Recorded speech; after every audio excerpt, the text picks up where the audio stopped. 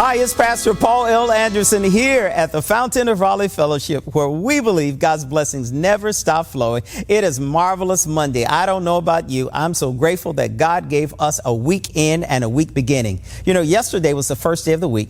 It was the day in which we kick off our weeks by putting God first, worshiping and praising Him. I hope you enjoyed our time of virtual worship on yesterday, and I hope that you felt the Spirit of the Lord falling upon you as we celebrated the first Sunday in autumn, the first Sunday in fall. Look with me today in the book of Revelation, the 3rd chapter, verses 14 through 22. It's here we begin to see how God has a message that needs to fall on the ears of those who will hear. He writes a message, and he writes this message to the church of Laodicea.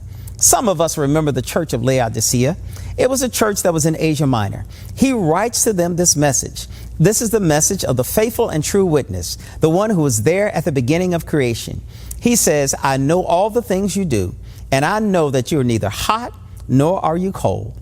And I wish you were one or the other. But since you are lukewarm water, neither hot nor cold, I will spit you out of my mouth. These become the words of Jesus to not only those in Laodicea, but I think it's a word for all of us. He says to those disciples, I wish you were either hot or I wish you were cold. But because you're lukewarm, you are not good for the taste. How many of us are not good for the taste? That when we walk into a room, what kind of taste do we leave in people's mouths? Jesus said, I wish you were hot. Oh, yes, many of us are looking forward to the hot beverages that we'll be drinking as we begin the season of autumn. Even though we've had a very warm week on last week, cold days are coming. Whenever it's cold, you want something warm to warm you up. Jesus is reminding the believers there, I wish you were hot or I wish you were cold. Those who were cold were those who had no faith, no belief in God, because he knew that there was potential for them to get warm. But he also reminds them that there is not only potential for you to get warm, but because you are just so lukewarm, I can't tell if you're coming or if you're going. Some of us are sometimes like that. We cannot tell within ourselves, nor can others, if we're coming or if we're going. How some of us are like a chameleon. You can't tell if we're for God or if we're not for God. But Jesus says, I wish that you were one or the other. And he reminds them in verse 20. He says, I stand at the door and knock.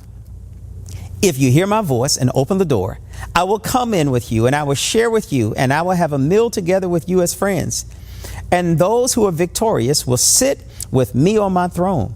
Just as he mentioned to them, I will come and fellowship with you.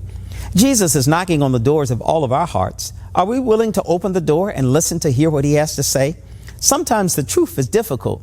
Jesus writes to this church of Laodicea, and he says that you are not either in nor are you out. I can't tell if you're coming or you're going. You're just lukewarm.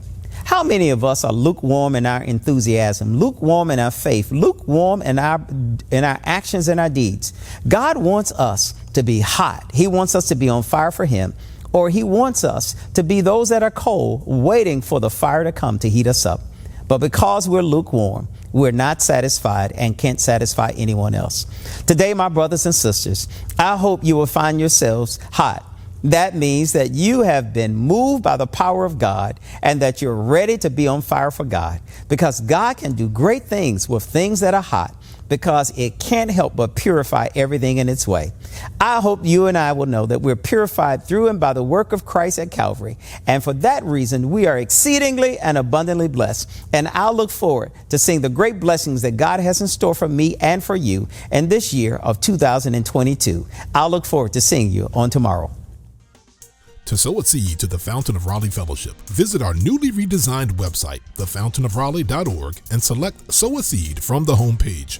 Also, giving has been made easier with the new Fountain of Raleigh app, available now in the Apple App Store and Google Play Store.